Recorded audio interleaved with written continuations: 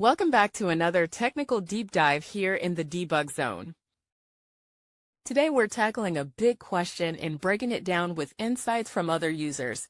Hopefully this clears up some misconceptions and helps you get the answer you need.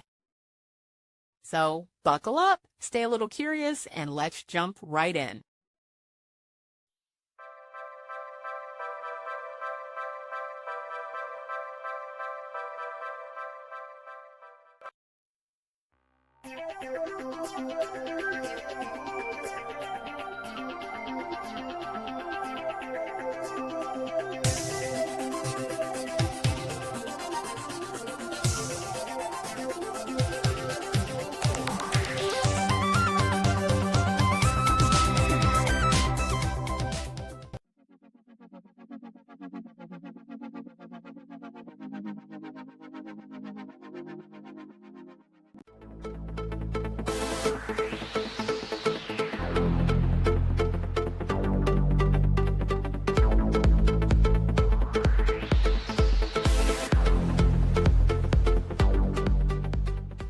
And that's a wrap.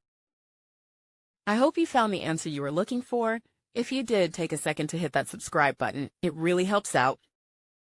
And let me know in the comments which solution worked best for you.